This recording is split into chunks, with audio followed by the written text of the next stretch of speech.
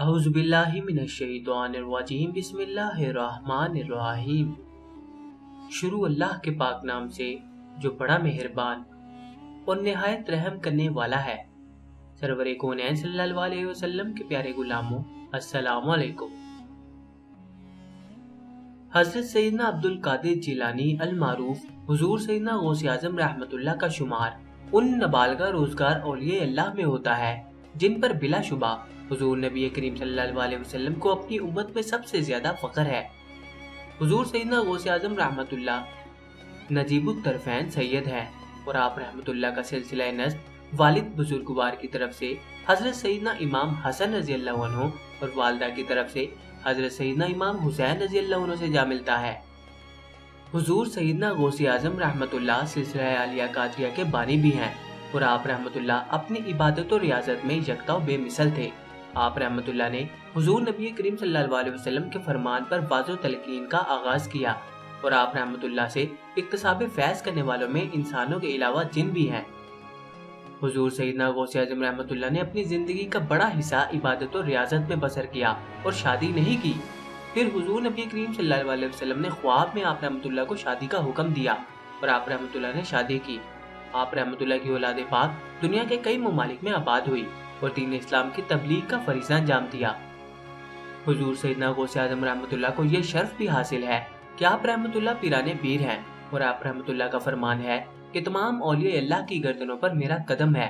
آپ رحمت اللہ کا یہ فرمان بھی ہے کہ میرے سلسلے میں جو بھی داخل ہوگا اللہ عز و جل اسے مرتے وقت توبہ کی توفیق عطا فرمائے گا اور وہ میرے ساتھ جنت میں داخل ہوگا۔ امام شریعت و طریقت غوث الورا غوث الثقلین غوث العالمین امام الاولیاء محی الدین حضور سیدنا غوث اعظم کا اسم مبارک عبدالقادر ہے اور آپ رحمت اللہ کے والد بزرگوار کا اسم مبارک سید ابو صالح موسیٰ جنگی دوست رحمت اللہ ہے اور آپ رحمت اللہ کی والدہ ماجدہ کا اسم مبارک سیدہ ام الخیر امت الجبار رحمت اللہ علیہ ہے اور آپ رحمت اللہ علیہ حسنی حسینی سید ہیں۔ آپ رحمت اللہ کا شجرہ نسب بدری یہ ہے۔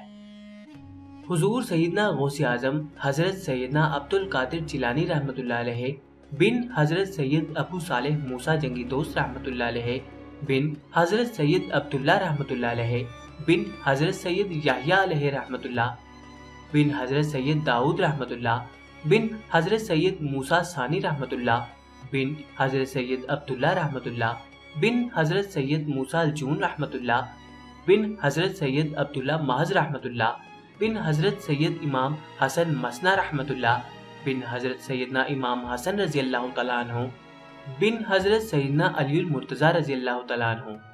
حضور سیدنا غوث اعظم رحمت اللہ کا سلسلہ نسب مادری یہ ہے۔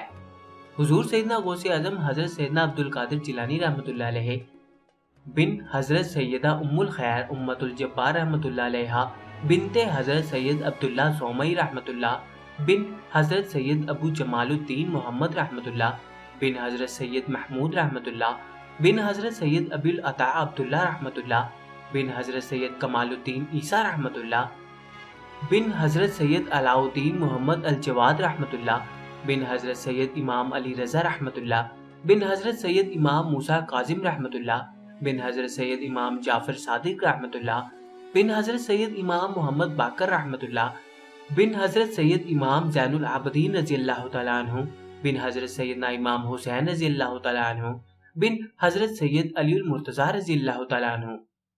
حضور سیدنا غوث اعظم رحمت اللہ کا خاندان اولیاء اللہ کا خاندان ہے۔ آپ رحمت اللہ کے نانا جان، دادا جان، والد ماجد، والدہ ماجدہ، پھپھی، بھائی، صاحبزادگان سب اولیاء اللہ ہوئے اور تمام حضرات صاحب کشف و کرامت تھے۔ حضور سیدنا غوث اعظم رحمت اللہ کی پیدائش یکم رمضان المبارک 470 ہجری میں ہوئی۔ آپ رحمت اللہ بھی کم سن تھے کہ والد بزرگوار حضرت سید ابو صالح موسیٰ جنگی دوست رحمت اللہ وصال فرما گئے اور یوں آپ رحمت اللہ بچپن ہی میں سایہ پدری سے محروم ہو گئے۔ آپ رحمت اللہ کی تربیت کی ذمہ داری آپ رحمت اللہ کے نانا حضرت عبداللہ سومئی رحمت اللہ کے کندھوں پر آن پڑی اور انہوں نے آپ رحمت اللہ کی تعلیم و تربیت پر خصوصی توجہ دی۔ حضور سیدنا غوث اعظم رحمت اللہ کے فرزند حضرت سید عبد الرزاق رحمت اللہ کا بیان ہے کہ والد بزرگوار کو بچپن ہی سے کھیل کود سے نفرت تھی اور آپ رحمت اللہ اگر کبھی کھیل کود کا ارادہ کرتے تو ندائے غیبی آتی کہ ہم نے تجھے کھیل کود کے لیے پیدا نہیں کیا اور یوں آپ رحمۃ اللہ گھبرا کر کھیل کود سے دور ہو جاتے تھے۔ حضور سیدنا غوث اعظم رحمۃ اللہ نے اپنی زندگی کے ابتدائی 17 برس اپنے آبائی شہر جیلان میں ہی گزارے اور وہیں تعلیم حاصل کی۔ بعد ازاں آپ رحمۃ اللہ کے دل میں اعلیٰ تعلیم کا شوق بیدار ہوا اور آپ رحمۃ اللہ نے اپنی اس خواہش کا اظہار والدہ ماجدہ سے کیا، جنہوں نے آپ رحمۃ اللہ کو بغداد جانے کی اجازت دے دی۔ حضور سیدنا غوث اعظم رحمۃ اللہ بغداد آمد کے بعد حضرت شیخ حماد بن دباس رحمۃ اللہ کی خدمت میں حاضر ہوئے، جن کا شمار نابغہ روزگار اولیاء اللہ رحمۃ اللہ میں ہوتا تھا اور بغداد کے قرب و جوار میں ان کا شہرہ تھا۔ بغداد کے بے شمار اولیاء نے انہی سے فیض حاصل کیا تھا۔ آپ رحمۃ اللہ کا قیام بغداد شریف کے محلہ مظفریہ میں رہا۔ آپ رحمۃ اللہ تعلیم سے فراغت کے بعد حضرت شیخ حماد دباس رحمۃ اللہ کی محفل میں شریک ہو جاتے اور ان سے روحانی فیوز و برکات حاصل کرتے۔ بغداد میں آپ رحمۃ اللہ نے 9 برس تک مختلف علوم پر دسترس حاصل کی اور اس وقت بغداد میں موجود تمام اکابر علماء اعظام کی صحبتوں سے بھرپور فیض حاصل کیا۔ حضور سیدنا غوث اعظم رحمۃ اللہ حصول علم کے بعد طریقت کی جانب راغب ہوئے۔ اس دوران آپ رحمۃ اللہ کے قلب میں مجاہدے کی رغبت پیدا ہو گئی اور آپ رحمۃ اللہ چونکہ حضرت شیخ حماد بن مسلم دباس رحمۃ اللہ کی صحبت سے بھی فیض یاب ہو چکے تھے، اس لیے طریقت کے اسرار و رموز سے آگاہ تھے۔ آپ رحمۃ اللہ روشن ضمیر اور اہل نظر تھے۔ آپ رحمۃ اللہ نے قرب ربانی کو پانے کے لیے خود کا مجاہدات کی بھٹی میں جلانا شروع کیا، کیونکہ راہ طریقت کا یہ پہلا اور ضروری قانون ہے۔ آپ رحمۃ اللہ اپنے مجاہدات کے متعلق بیان کرتے ہوئے فرماتے ہیں کہ یہ شدائد اگر پہاڑوں پر نازل ہوتے تو وہ بھی پھٹ جاتے۔ آپ رحمۃ اللہ نے بغداد شہر کو چھوڑ کر جنگلوں اور ویرانوں میں رہنا شروع کر دیا۔ حضور سیدنا غوث اعظم رحمۃ اللہ نے حضرت ابو سعید مخزومی رحمۃ اللہ کے دستے حق پر بیعت کی سعادت حاصل کی اور سلوک کی منازل طے کرنے کے بعد خرقہ خلافت سے سرفراز ہوئے۔